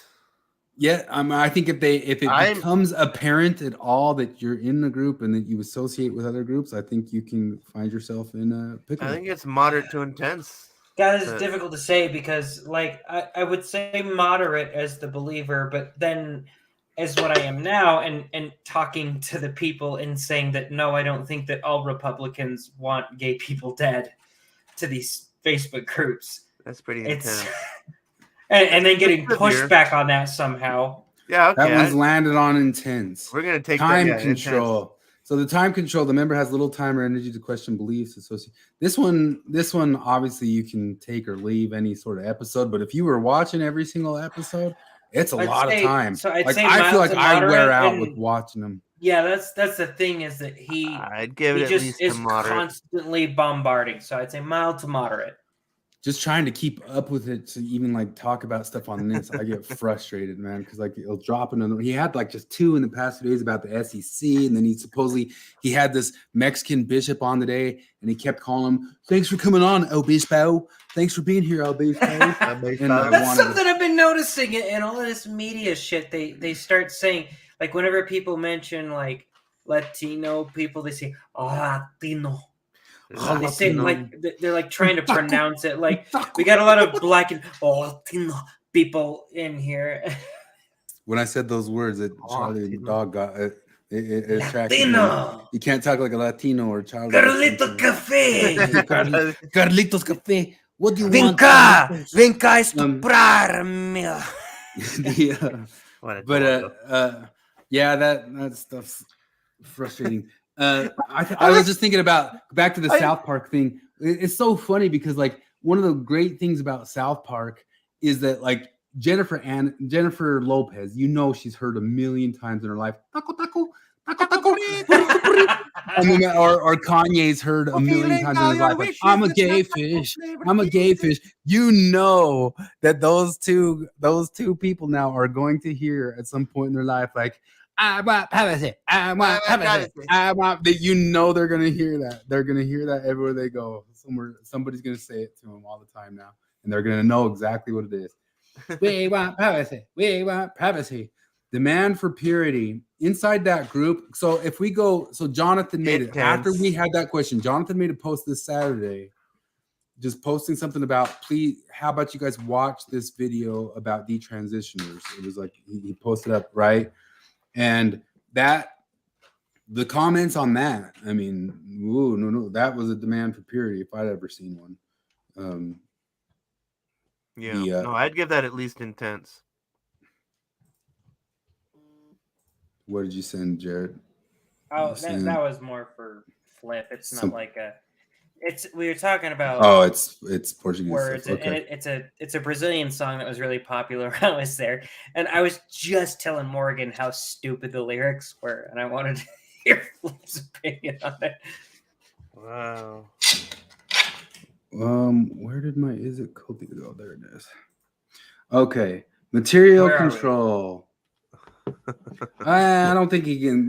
They ask for you to send a lot of money and stuff, but they're not restricting what you I would drink. say Although on that one, none. Yeah.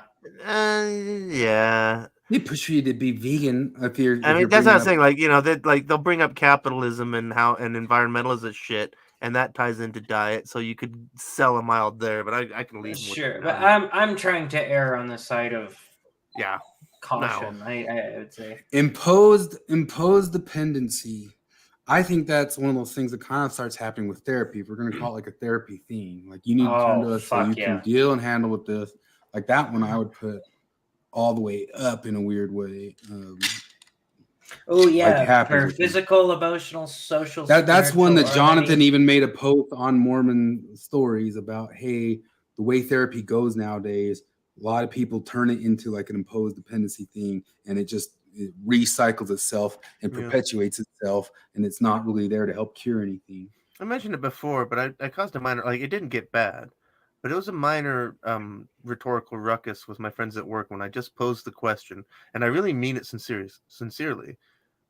What is the evidence that therapy works? Just that question. What is the evidence that therapy works? And it's funny because after talking it all through for a few hours, we basically came to the conclusion the evidence for therapy is identical to the evidence for religion. Yep. And that they actually even had studies on that Steve Stewart Williams. I tried to pull it up last week, but I didn't pull it up. That they even have some studies that show that they know that that's true. All right. In fact, people over time, if they extensively over time go with the same person and some therapist, over time the therapists get worse rather than better. It's like you'll have somebody like John DeLynn say, well, you got to put in your 20,000 hours or something like that. There's actually some sort of proofs that newer and more fresh therapists are better than longtime ones, because longtime ones just kind of default into their own biases and opinions and stuff like that. Destabilization. Barriers are torn down that would otherwise prevent acceptance of new beliefs. Moderate to intense. The way they talk about how people who disagree with us lack empathy and don't know science. That's one I'd put in the intense room. I won't argue with intense. I'm trying to out error, but I'd say belief follows behavior. Action generates the associated beliefs. Groups may encourage members to follow group teachings in order to gain belief. Focus on proselytizing missionary work is to promote belief in a member as well as the investigator. I think that's there a little bit. Just come and listen and read the stuff. Just read some of the things. Think of when Kara had on that girl who was a questioning girl. Just read some of the things and start to think about and mull it over. I won't put it intensely, but I'll give it mild. Public commitment. Commitments are expressed aloud. Public statements reinforce belief. You ask me, that's pretty up there. What do you guys think? Public commitment. Expressed aloud. Public statements reinforce belief and dedication to the group. Moderate to intense, that's everything they do has some kind of message like that. Proselytizing, severe. I mean, we don't need to, right? Yeah. Financial pressure. Absolutely severe. Are you kidding me? That's kind of what they do. They're I saw a guy saying, "Okay, look, I don't really get the point of broadcasting to the entire world that you've left the Mormon Church. What's the deal here?" God, he got crucified just the other day. You kidding me? Yeah, they are. Yeah. Of course, part of that is the Mormon Church's fault because they breed an entire generation they breed that of type people of person, who are proselytize, and then as soon as you leave, they're like, well, stop, don't proselytize that belief, but they still keep proselytizing. So requirement of excessive financial contributions. That's mild. Not requirement. Yeah. They ask for money all the time. I'd say none. Yeah. The only reason no requirement. Oh yeah, there's no requirement. They just ask for money all the time. Yeah. We'll give that one. We'll lean because some of them we said moderate intense. I went intense. That one we'll give none or mild. I'll go the other direction. Indirect directives. Certain restrictions or demands on behavior are implied rather than expressed. Yes. That one I'd put at the severe. Holy fuck, yeah. The elitism. I don't like. To me, that's almost like the hardest dipshittery of most of it is like. I think I noticed it from the very first time, like we saw him even in person, like Flip and I went to some in-person events, and you could just almost kind of feel like the same old sort of cliquism that you might have seen happen in like some sort of like Mormon or wards or something like that. There's like totally like elitist cliques in it. Yeah, but the Lynn, if you listen as much to Lynn as I have, you just hear him. He talks about Mormon elitism, but at the same time, he's also expressing his elitism when he does that. If that makes any sense. Like he knows that he was part of the in crowd at BYU and part of the in crowd of these, I don't know, whatever. Microsoft. Marmalade district, whatever people. Yeah. Disassociative states, transinduction, disassociative states, critical thinking skills are reduced through regular encouragement of receptive mental states. Altered states can be mild and seem normal and include concentration fatigue, boredom, and hunger. I don't see any of that. Like, I don't know. Can you carve out a claim for that? We'll put it at I think you could carve out some claim, but we'll put it at a nunner. Guilt and shame. A cycle of guilt and shame comes from repressed doubt, social pressure, and failure. I think yes. Love bombing. Yes. Yeah. I think there's 1,000,000% of that. You saw that a Chanel lady just get love bombed. Social pressure severe. Moving on. I'm so sorry. Social pressure severe. Like, that's an easy one. Yeah, there's lots of social pressure. Yeah. Induced phobias. Fears are instilled which are either imaginary. Yes. Yes, 100%. TDS is imaginary. TDS or Christian nationalism. Or yes, totally. Totally. Blame reversal. They do that. The leadership group and doctrines are, we've seen the Lynn even kind of recently go on a thing saying that anybody who's criticizing him in the wrong way, if it's not constructive or just trolls, then, we won't put it at a severe. But it's got to be at least moderate. Or I would go for moderate on this. Like, because they don't have any like statements of infallibility or any of that kind of crap. They just double talk themselves. Euphoria induction. It's there a little bit, but it's not the craziest thing, I think. That's mild. I bet you it gets there at like some of those Thrive events, but oh yeah. But I mean, that's just, I don't know, getting that's people just in the room to people get the music, they do like the whole a concert thing. Or something. We'll give you well, that's the thing, like working in convention catering, I learned very quickly, like, oh, there's a formula to this. Like, there's a certain set of music you play. It slowly drifts over time as tastes change. But no honorable exit. Just put it back. No honorable exit. I don't know. You asked the guy that said, I think ex-Mormonism is a little bit too woke for me the other day. Yeah. That guy got a... But he had to make the announcement. He could have just left quietly. I mean, I'd say it's mild to none. Like you can leave quietly. Yeah. We'll put a none just because you can leave more quietly. Nobody's going to come like say, hey, how come you didn't come to Mormon Stories today? Double bind. Yes. John DeLynn lives inside the double bind himself. He's a victim of his own double binds. I hate that I'm a straight white male. There. Severe. What a stupid thing to say. I'll never get over that stupid fucking thing he said. Yeah, get out of that one, clever guy. There's no amount of They 100% agree. John Larson and DeLynn 100% agree with Kate Kelly that men suck and it shouldn't be them. But after us, like we can be here first because we were here first, doing it first or whatever first, or we tried to bring women in. But from us on, we'll pull the ladder up. From us on out, it'll be no more white men, just us. Information and environment are tightly controlled. Gossip, questioning, and criticism is tightly regulated. There's a little bit of that there. I wouldn't put on the severe. No, there's gossip control. Oh yeah. Well, wait. There's this part where they threw me out. Yeah, I'm putting that one at a moderate. Yeah, no, and they delete my comments when John says define woke. I link to Merriam-Webster, and they immediately delete my comment. So yeah. Okay.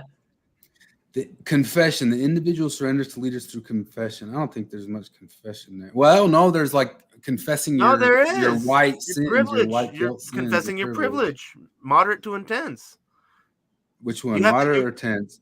I'd say intense. You have to constantly apologize for who you are. That's right. If you want to be a proper ex-Mormon, you have to apologize for how lousy you were as a Mormon for allowing in all those terrible beliefs. Unaccountable leadership. There's a little bit of accountability there, but there's also some unaccountability. But private teaching, relevant business and social relationships. It's not severe, but it's not zero. Mild.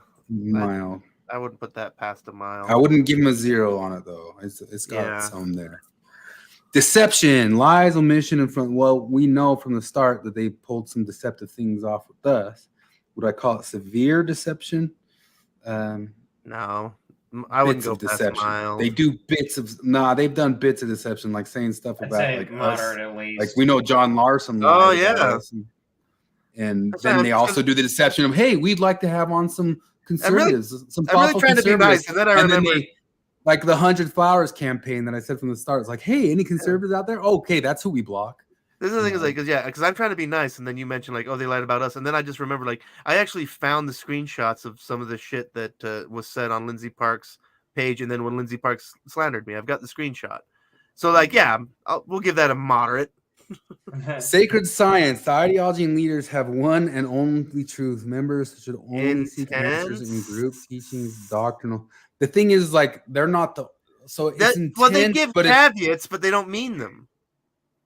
Like it's intense, but that their single intense worldview is not found only through them. Like they are intense neoliberal political hacks. So I would call them intense. You don't have to go through them for that. Does that make sense? Like you could go be a neoliberal hack. Do you see if Frank Sinatra says Mormon stories isn't confession? What's that? I would say Frank Sinatra commented, Mormon stories isn't confession? He's got a point. That one's intense already, though. Oh. Sacred science. What are we putting? They have a sacred belief. The only way I put it down is that you don't have to get it through them. It's kind of the universal sacred belief now of entire. Yeah, they won't claim infallibility. They just won't acknowledge that anybody else has a point. Yeah. Spying and reporting. There's bits of this. I mean, if you know, like we said, people go through our profiles anytime we talk to say some. They're not going to go do. Well, they would do it if you got famous a little bit. But if you're not, even if you just start commenting or saying something to them that they disagree with, they immediately start going through your history of your. Like, there's never been anybody who's ever made a comment to me that I stopped and then went through their entire Facebook history. You know what I mean? Like, I don't know what their that's happened to me so often. And the funniest part is that it always ends up being the one they always drag up, and this happened to me 3 or 4 times, where the guy drags up where I made the joke, like when Biden and Trump were kind of, it was undecided on who was going to win. I made the joke, well, one bright side to Biden winning is that Trump will no longer have to hold back on Twitter and be elegant anymore. Or some shit like that. And like, I don't know how you don't understand that's a joke, but people will pull that up when I'm arguing with them and be like, see, I found this thing from 3 years ago where you made a joke and somehow this I don't understand as a joke. And I mean, we had that one guy who we were arguing with, who I told him, oh, that was clearly a joke. And he was like, well, I'm autistic, so you're ableist, fucker. So I'm going to put it at moderate, not because it's not 100. Like if you trigger their spying, it will go to 100%. But you have to trigger it. They're not just going to go randomly spy on you just to try to figure something out. Mystical manipulation, I don't think that's there at all. Like they're not trying to fake mystical events. Propaganda saturation. Members are compelled to consume overwhelming amounts of group-generated media. They don't demand you only look at them, but they just shit on anything that isn't. Yeah, and they would say don't look at stuff that's not their experts. It's just it doesn't have to be them. Yeah, I think that's a mild. I won't say none, but I won't go past mild, or I wouldn't go past mild. Black and white thinking. Do we intense to severe? Let's just write to severe. Totalism. The group under teaching has relevance to every realm of life, every facet. So, like, you don't need to bring your Mormon stories and everything, but they're neoliberal hackery. You do. Like, John DeLynn doesn't think you're nuanced or properly progressive unless you just buy into all of his priors. These little illustrations are adorable. Transformed identity. They do transform if they're. Yes, we just listened to Tara talk about. I used to be like this until I discovered the science of empathy. Yeah. Yes. Doctrine over self. The individual is subordinate to the group. I mean, that's leftism in general, but do they have to be Mormon stories over the group? They don't have to be Mormon stories over the group. Totalist reframing. Situations, questions, thoughts, or feelings are reinterpreted in a way that suits the goals of the organization. I think that's intense, at least. I wouldn't be opposed to intense. I might say moderate, but yeah. Emotion over intellect. They can scream to the top of their lungs that it's intellect over emotion, and they're wrong. It's emotion over intellect. Oh, absolutely. Severe. Absolutely. Loaded language. Severe. You don't even have to read that. Let's read it for the hell of it, but come on. Existing words are loaded with new meaning. New words are added. Other words are banned and dropped from usage. This affects the ability to think as well as the ability to communicate comfortably with those outside the group. And might I add, 1,000 times worse than Mormonism. Thought terminating cliches. Yes. Like, do better. They were saying that just tonight on the Obispo one. I just want the church to do better, do better, do better, do better, do better. We want privacy. We want privacy. You're a Trumper. You're a Trumper. You're a Trumper, QAnon. You're a QAnon Christian nationalist Trumper. Christian nationalist QAnon Trumper. Identification example. Those who behave correctly or incorrectly are used as examples. That happens a bit. Not crazy amounts, but it does. I won't say that's intense. I don't know. I wouldn't. Well, think about in this situation. You got to think of them talking about Mormons being bad, not just improper ex-Mormons. I guess you're right. Yeah, moderate at least. Yeah, let's do moderate on that one. Us versus them thinking. Severe. Yeah. Dispensation of existence. The individual's literal or figurative existence is threatened as a consequence for impurity, doubt, or leaving the group. No. Not really. We'll give it a nunner. We'll end on a nunner because we're nuanced. We're so nuanced. Look at our nuance go. Yeah. 49 out of 80. What percentage is that? Level thought. I like the thought and emotion parts. Or the thoughts and emotion are. It's the 4-axis triangle powers. What percentage is that? Equally positive and negative. Equally positive and negatives. That was the thing we said initially. 62% culty. That's on the culty side. Yeah, because what if we just did this all over and say for They Might Be Giants fandom, nuns all across. Like I said, I did it for bodybuilding, and we know that the bodybuilding world, according to me, is pretty intense, and I think the percentage hit right around in there. I wouldn't be surprised. But alrighty, we done did it. Now we're done did it. We're done doers. Nuance. No. Leftism is a very cult-like mindset. There's a lot of strange cults in our society today. Yeah, I am not one like.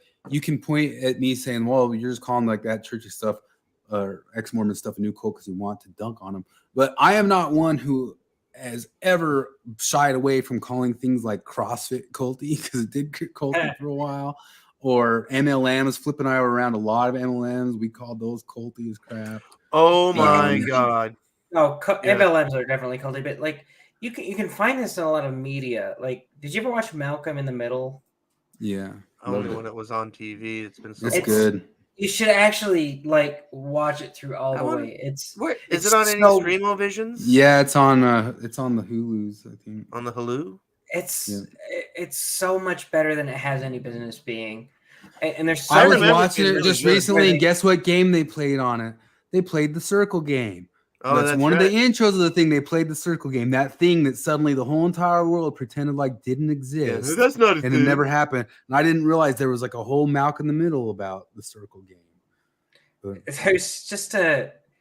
there's a great one where Hal gets super into speed walking.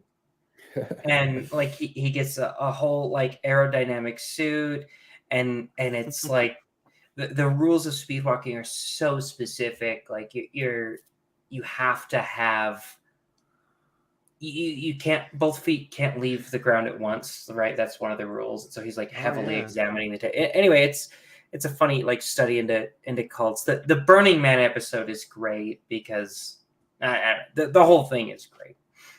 Huh. Have you ever seen part of those? The reason I didn't see that show is because it was when I was on my mission. Is when it was at its height. It's really fucking good. Have you guys ever seen any of those TikToks? It kind of cracks me up. I don't know if I'll be able to find one, but there's these TikToks with like these guys, and they'll be like head to head against each other. And the thing that they're gonna do is like they have all these weird random things that make absolutely no sense. And there's somebody commenting on it like, oh, he did the double blind on the triple blind. No, now he's got a foot. You know, there's like some quiet commenter on it, and they're just doing these insane things. And it's obviously just like some long ritual, but they're just making fun of it. Let me see if I can find one ritual.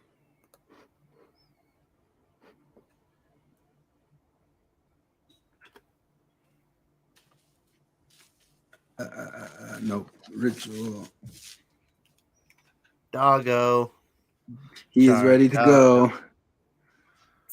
I'll see if I can find it for next time. They're so funny. These guys, they're just like, they get like all these weird toys and items, and they trump each other, and they do things, and it's like this big weird game to it.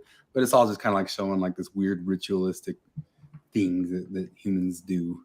But yeah, I don't back off of calling all sorts of stuff culty, so don't take that much offense. And one of the things that I'm always kind of looking at myself too is what sort of thing am I taking to culty levels? I mean, that's kind of one of the ideas that we're always supposed to have learned, right? That's what we're supposed to have learned from all of this.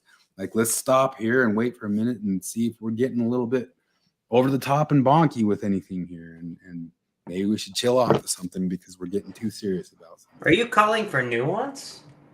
Nuance and science and nuance. That's about it. Anything else to add? We stayed within the time frame.